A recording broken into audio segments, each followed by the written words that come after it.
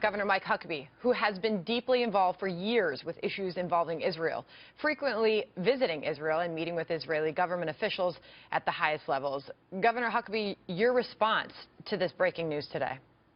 Sandra, I am so outraged I can't even hardly contain myself. What Obama did today was basically extend a real nice final farewell and wave to Israel and to Prime Minister Netanyahu. He just bothered to use one finger in the middle of his hand to do it. This is the most amazing position he could have taken.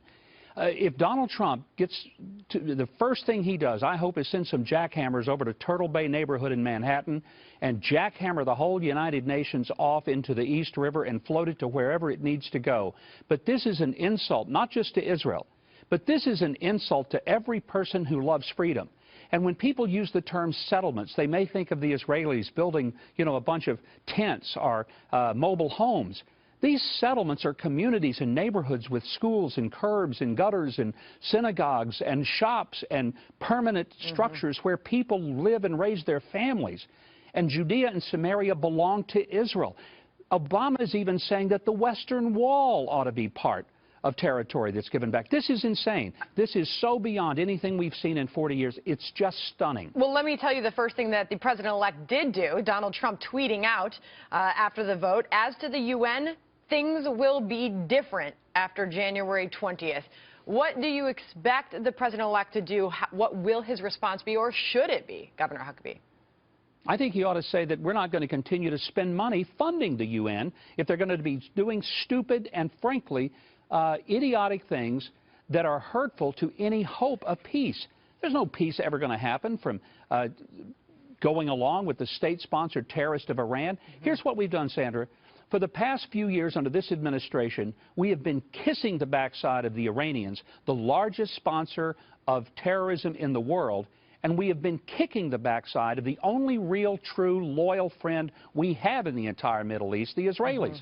Now, somebody explain why that makes any sense, even in a world of insanity like we sometimes see in the diplomatic world.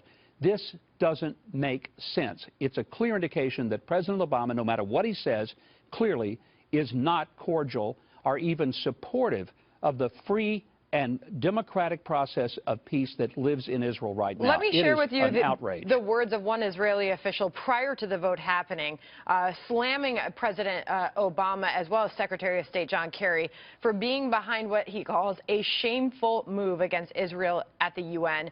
He called this an abandonment of Israel, which breaks decades of U.S. policy.